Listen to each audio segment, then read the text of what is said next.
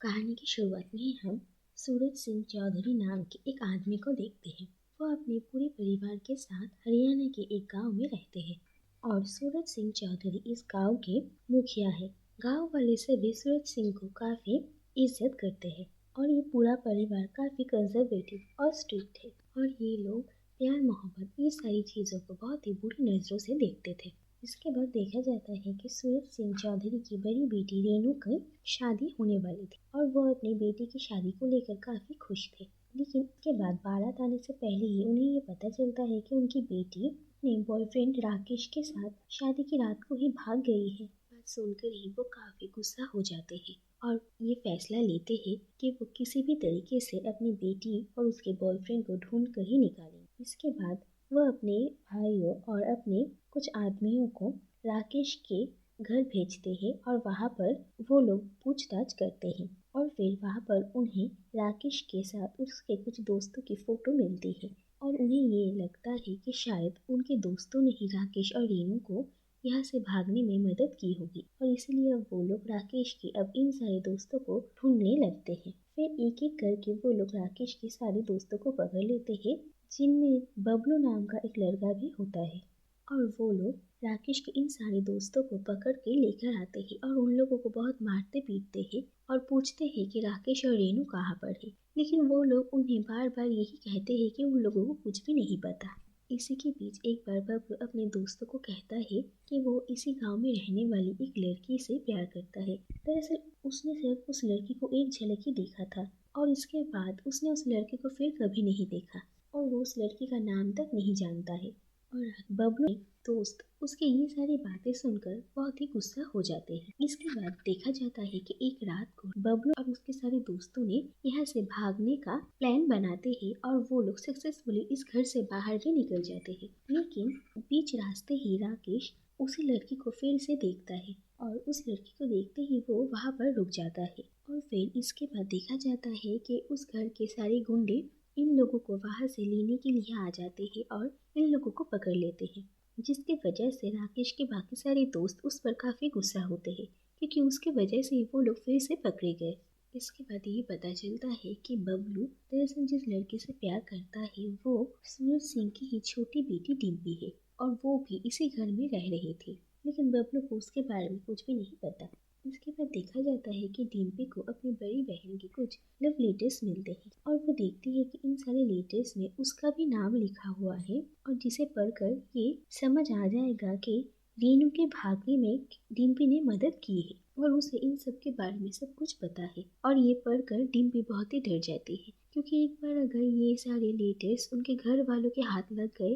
तो वो मुसीबत में पड़ सकती है। और इसके बाद डिम्पी और उनके घर की नौकरानी उन सारे लेटर्स को इस घर से बाहर ले जाने वाले थे, लेकिन गलती से ये सारे लेटर्स बबलू और उसके दोस्त जिस कमरे में रह रहे थे वहाँ पर गिर जाते हैं। और ये सारे लेटर्स पढ़ने के बाद बबलू को ये पता चलता है कि दरअसल रीनू के इस घर में भागने में डिम्पी ने ही उसकी मदद की है। और इसके बाद डिम्पी बबलू से मिलने के लिए आती है और उससे वो सारे लेटर्स मांगती है, लेकिन बबलू उसे लेटर्स देने के लिए मना कर देता है। उल्टा बबलू डिम्पी को ब्लैकमेल करता है और वो उसे कहता है कि डिम्पी को उस लड़की को ढूंढना पड़ेगा जिसे बबलू प्यार करता है, नहीं तो वो ये सारी लेटर्स डिम्पी के पिता सूरज सिंह को दे देगा। और ये बात सुनकर डिम्पी बहुत ही डर जाती है और बबलू की हेल्प करने के लिए तैयार हो जाती है। इसके बाद एक रात बबलू जिस कमरे में रह रहा था वहाँ से बाहर निकल आता है और लाइट्स के मेन स्विच को ऑफ कर देता है, जिसकी वजह से पूरे घर में अंधेरा हो जाता है।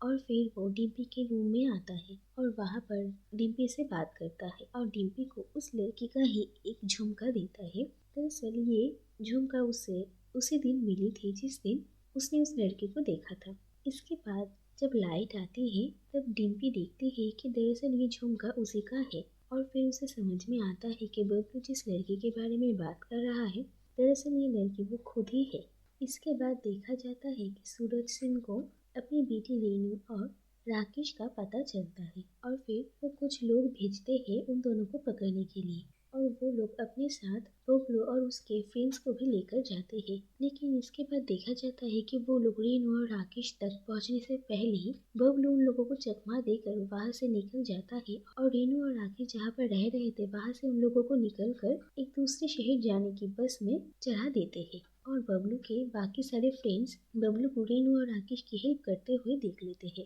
फिर सूरज सिंह के आदमियों को रेनू और राकेश नहीं मिलते हैं और फिर वो लोग वापस घर चले आते हैं। वापस आने के बाद बबलू के फ्रेंड्स उससे पूछते हैं कि उसने ऐसा क्यों किया। फिर बबलू उन लोगों को कहता है कि दरअसल राकेश और रेनू को भागने में उसने हेल्प किया था और अब तक उसने सबसे झूठ कहा। ये बातें सुनकर बबलू के सारे दोस्त बहुत ही हैरान होते हैं और वो लोग काफी गुस्सा भी होते हैं, क्योंकि इतने दिनों तक वो लोग इतनी तकलीफ में हैं, फिर भी बबलू ने उन लोगों से कुछ भी नहीं कहा। जब बबलू और उसके सारे फ्रेंड्स ये सारी बातें कर रहे थे तब डिम्पी भी वहाँ पर मौजूद थे। दरअसल वो लोग जब यहाँ पर नहीं थे तब डिम्पी चुपके से इनके कमरे में आ गई थी और उन लोगों को लेकर कुछ छानबीन कर रहे थे। और वो लोग जब वापस आते हैं तब डिम्पी यहाँ पर ही छुप जाती है और वो उन लोगों की सारी बातें सुन लेती है। और जब डिम्पी यही सारी बातें अपने फ्रेंड से कर रही थी तब डिम्पी के चाचा उसकी बात सुन लेते हैं और फिर वो डिम्पी को अपने साथ लेकर जाते हैं और इन सारे लड़कों में से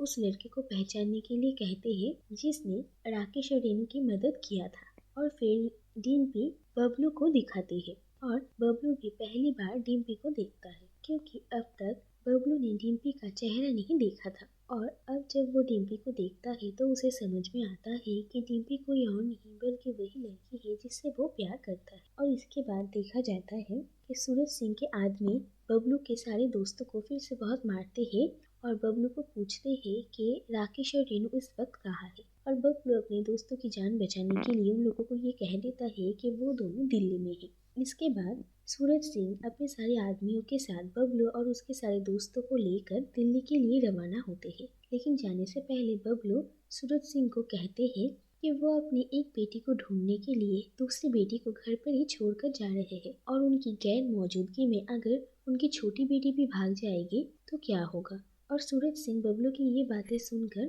थोड़े परेशान होते हैं और तय करते हैं कि वो डिम्पी को भी अपने साथ लेकर जाएंगे। और फिर डिम्पी भी उन लोगों के साथ दिल्ली के लिए रवाना हो जाती है। फिर वो सब दिल्ली आने के बाद रेनू और राकेश को हर जगह पर ढूंढने की कोशिश करते हैं और इसी बीच बबलू मौका देखकर डिम्पी से बात करता है। फिर एक बार देखा जाता है कि कुछ गुंडे डिम्पी को अगवा कर लेते हैं और सूरज सिंह और बबलू उसे बहुत ढूंढते हैं। इसके बाद बबलू एक जगह पर उन लोगों को देख लेता है और वो डिम्पी को उन गुंडों से बचाता है और उन्हें बहुत मारता है। डिम्पी को बचाने के लिए सूरज सिंह उसका शुक्रिया अदा करते हैं और सूरज सिंह बबलू को पसंद भी करने लगते हैं और उस पर भरोसा करते हैं और डिम्पी भी बबलू पर भरोसा करती है। इसके बाद बबलू डिम्पी को एक पार्टी में लेकर जाता है और वो दोनों एक साथ बहुत एंजॉय करते हैं। फिर एक दिन डिम्पी बबलू को ये कह कि वो भी उससे प्यार करती है और वो लोग जब बात कर रहे थे तब दूर से ही सूरज सिंह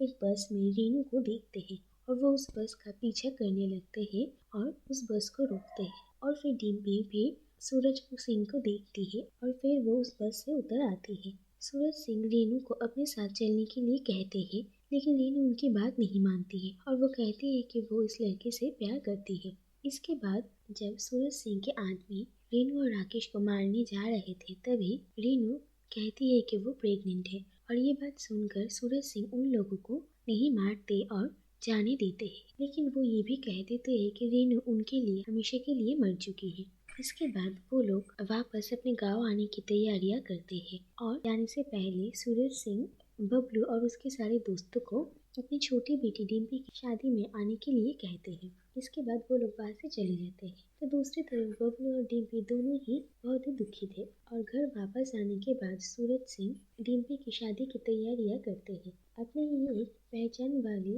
लड़के रज्जू के साथ। डिम्पी इस शादी से खुश नहीं थे, लेकिन वो अपने पिता को कुछ कह भी नहीं पाते हैं। तो दूसरी तरफ बबलू के फ्रेंड्स बबलू को ये समझाते हैं क्यों न वो लोग भी डिम्पी को रेनू की तरह ही वहाँ से लेकर चले आए। तो दूसरी तरफ ये देखा जाता है कि जिस रात को डिम्पी की शादी होने वाली थी उस रात डिम्पी की बातें सुनकर सूरज सिंह को ये पता चलता है कि डिम्पी और बबलू दोनों एक दूसरे से प्यार करते हैं और ये बात सुनकर वो परेशान होते हैं। और फिर वो ये भी देखते हैं कि बबलू और उसके सारे दोस्त डिम्पी की शादी में आए हुए हैं और उन्हें लगता है कि शायद वो लोग डिम्पी को यहाँ से भगाने के लिए आए हैं और वो बबलू को हमेशा अपनी नजरों के सामने ही रखते हैं ताकि वो डिम्पी को यहाँ से ना लेकर जा सके। इसके बाद और बबलू भी सूरज सिंह की ऐसे हरकत देखकर उनकी दिल की बात समझ जाता है और वो उन्हें साफ साफ ये कह देता है कि वो यहाँ पर डिम्पी को भगाने के लिए नहीं आया है, क्योंकि जब रेनू भाग गई थी तब सूरज सिंह को कितनी तकलीफ हुई थी ये बात बबलू समझता है और वो फिर से उन्हें वही तकलीफ नहीं देना चाहता और वो उन्हें प्रॉमिस करता है कि वो डिम्पी को यहाँ से नहीं लेकर जाएगा। इसके बाद बबलू अपने दोस्तों के साथ वहाँ से चला जाता है, लेकिन बीच रास्ते में ही डिम्पी की जिस लड़के के साथ शादी होने वाली थी रज्जू, वो अपने कुछ आदमियों के साथ वहाँ पर आता है और बबलू को बहुत मारता है। फिर इसके बाद वो डिम्पी के बारे में भी कुछ गलत बातें करता है जिसकी वजह से बबलू को बहुत गुस्सा आता है और वो फिर रज्जू को मारता है। इसी बीच वहाँ पर सूरज सिंह डिम्पी के साथ आते हैं और वो कहते हैं कि उन्हें अपनी गलतियों का एहसास हुआ है और वो डिम्पी की शादी बबलू के साथ कराने के लिए तैयार हो जाते हैं और यही उन लोगों के गांव की पहली लव मैरिज होने वाली थी और बबलू और डिम्पी भी फाइनली एक साथ हो जाते हैं और इसी के साथ ये कहानी यहीं पर ही खत्म हो जाती है।